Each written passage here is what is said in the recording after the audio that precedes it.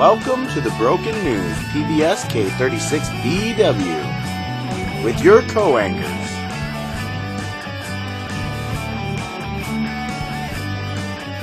Justin Harris,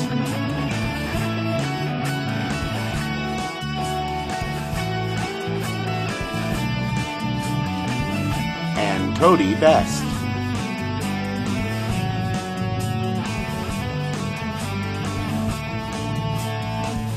And weather with Conrad Jenkins.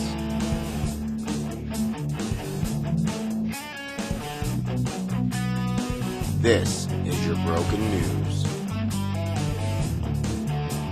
I'm just waiting for my cue. Here's my cue. Hello everyone and welcome to the Broken News. I'm Justin Harris. And I'm Cody Best, and it's a beautiful day in Sanders County, ladies and gentlemen. Yes it is. Well, let's get to it, shall we? We shall. Well, there are plans in effect to look into giving the Rose Park downtown a facelift. What? They can't do that. That park's a memorial to those who have passed before us. Well, settle down. I'm sure the project has that in mind. It will be built in a stylized fashion, though, nodding back to old forts you'd find in the days of David Thompson. I guess he's one of those guys who passed before us, but how is this in keeping with the original purpose of the park? Well, I'm not sure, but it'll be a great use of that side of Main Street, which is largely undeveloped, and with a playground complete with an old fort lookout tower, this project may urge travelers passing through to stop and enjoy our beautiful town. I still don't see how this is in keeping with the original intentions for that park.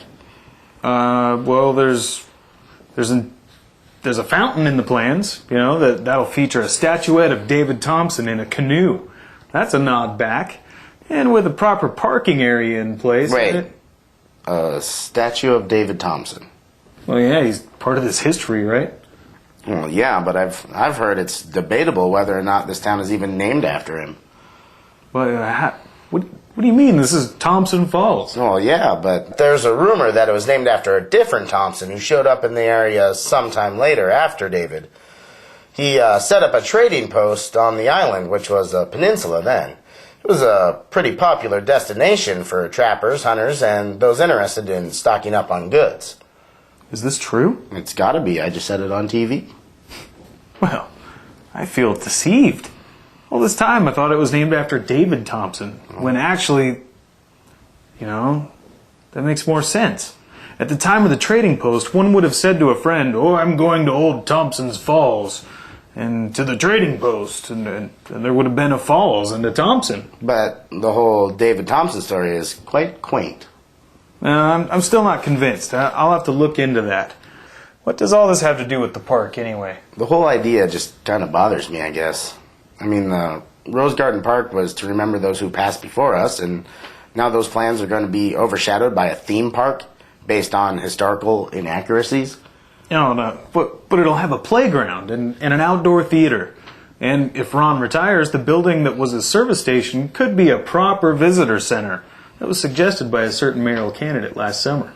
A park for kids right next to a highway, a theater, a fort replica in an area that never had a fort. How is any of this accurate? I think you're missing the point. The other side of this argument is there are not enough parks that facilitate young kids in our area, and that would help that. And the undeveloped side of Main Street is a clean slate to work with and has great potential, and it will assist with that. And with this economy down, we need people to stop here more than ever and have a good memory of Thompson Falls, so they'll tell their friends and come back sometime. And this will help set the stage for more lively Heritage Days every year. Those are all very valid points. Maybe this is the chance to bring up the problem of Heritage Days. There's a problem? Well, yeah, you mentioned it before. Oh, yeah, the date. Yeah, why are we holding Heritage Days on July 4th? How can our little town compete with all of the festivities of the 4th of July elsewhere? I mean, wouldn't it benefit us to hold it during the same week as July 4th, rather than the same day? See, it's a very good point. We'd probably have a much better turnout. And I'd like to make the summer events last. If you roll them all up into one party, it's all over at once. Space them out. Drag it on. Yeah, I agree with that. Well, back to the Fort Thompson Park. How do they plan on funding this undertaking with my tax dollars? Your funding is going to be collected with other ways, and maintenance of the park will fit in with the existing budget, so it shouldn't be too much of a hassle on naysayers like you. Hey, I'm just being realistic. And I guess there are a lot of pluses to this project, like the outdoor theater you mentioned. It would give a stage for local musicians and school plays. And with a proper venue, the Sandwich County Arts Council might throw more events our way instead of staying out and playing so much. Oh, yep, good point. And aside from Heritage Days, this brings the potential for new events to be held to promote involvement in our community and use some of the potential that's available along Main Street and public restrooms. Those are scarce around here, aren't they? Yeah, not too bad, but yeah. This could be a very positive thing. We'll keep you posted as this story develops.